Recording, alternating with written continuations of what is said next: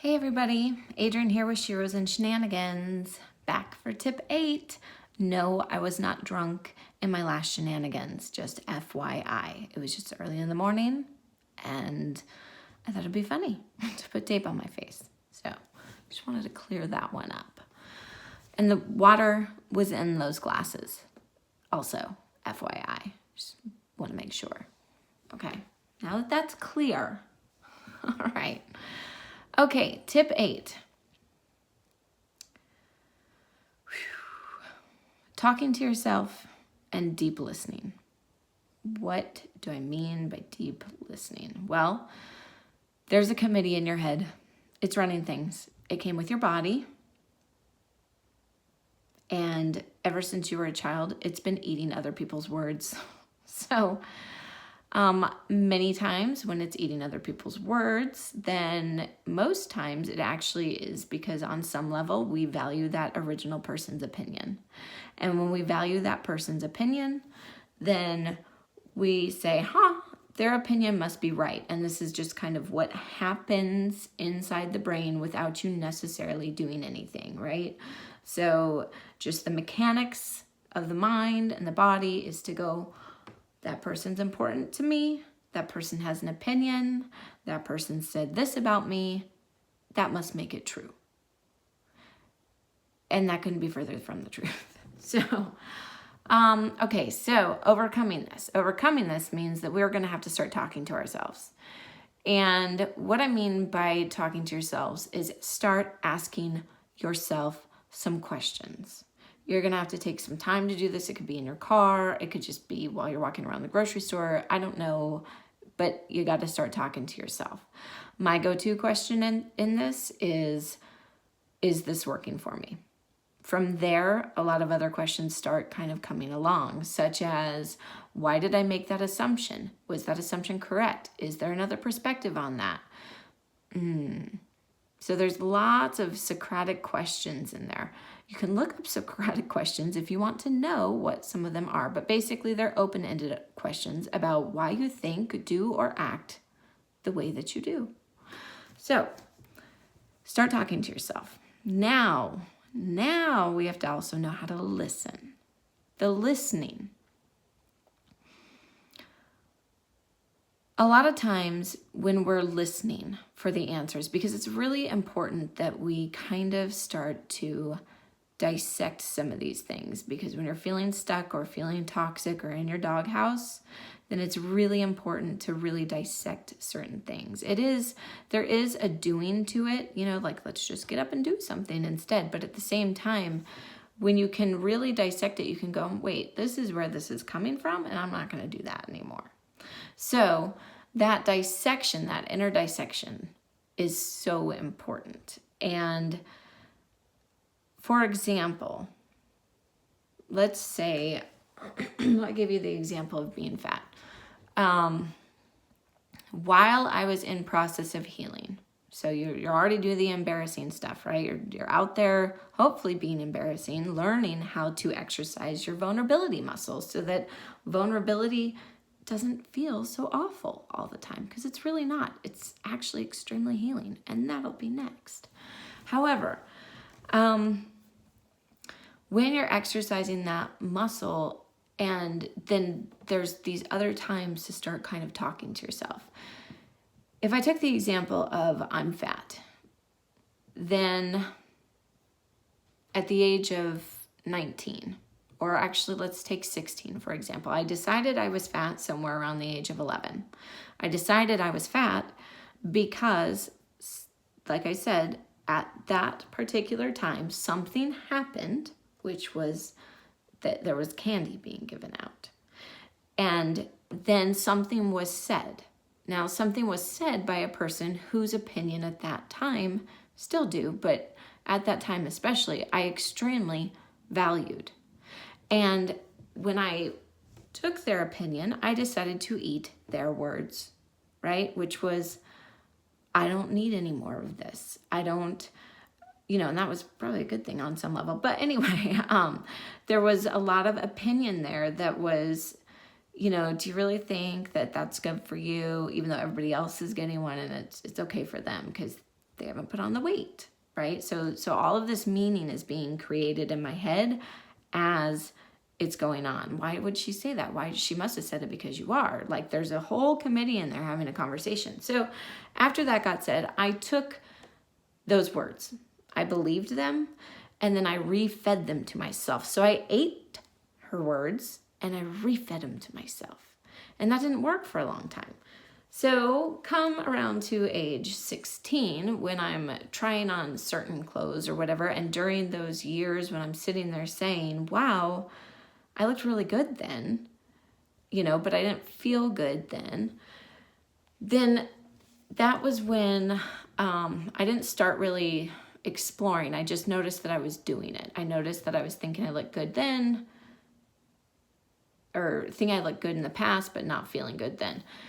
I did start exploring probably sooner, around the age of 18 or so, where I started kind of going, why do I keep thinking this? I noticed that this is my pattern, that I think I'm fat today, and then a year later I think I'm not.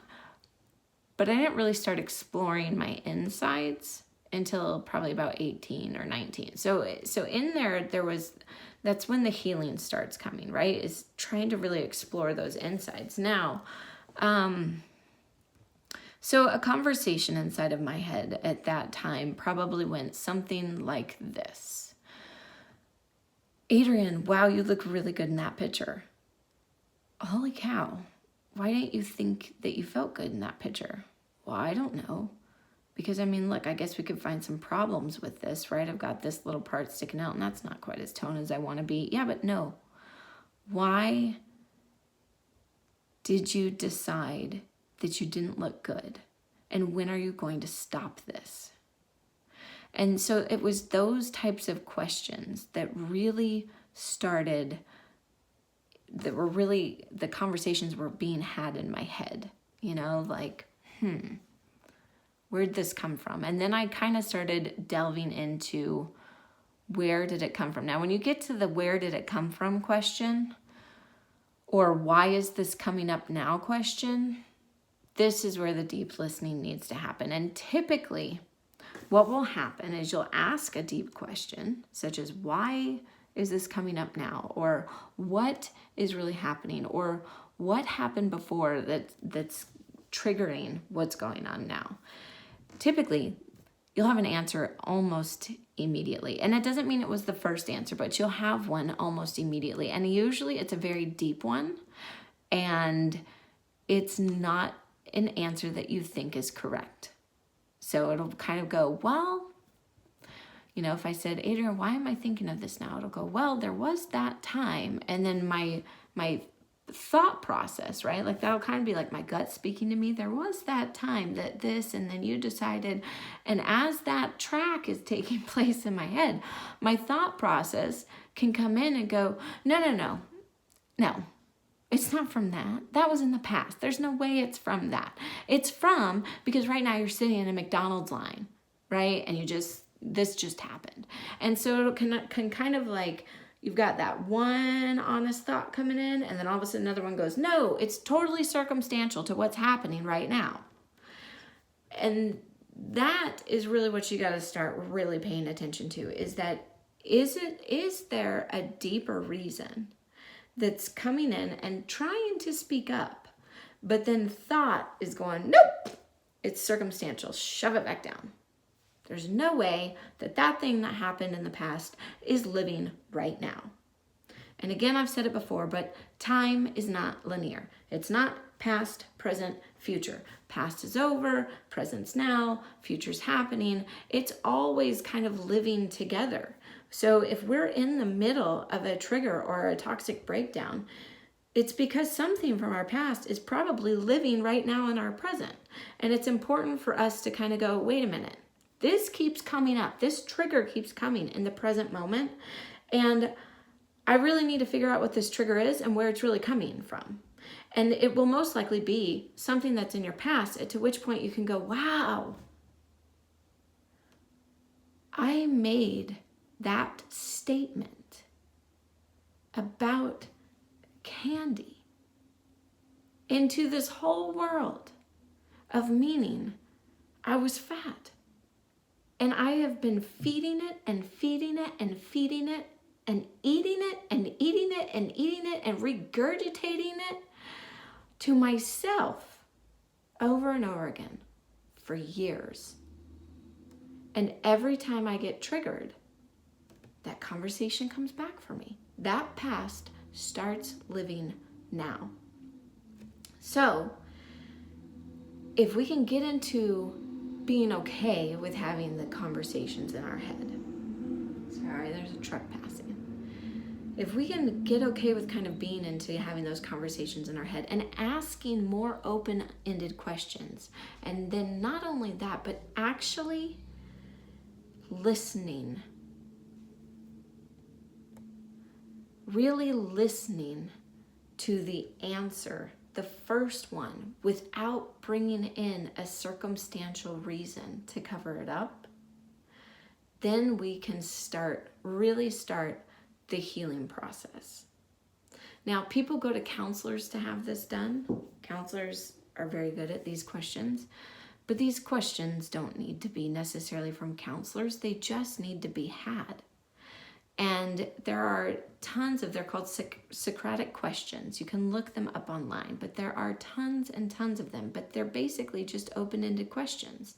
And the more that you can have these conversations in your head when you're feeling triggered, right? Stop right there. First question, is this working?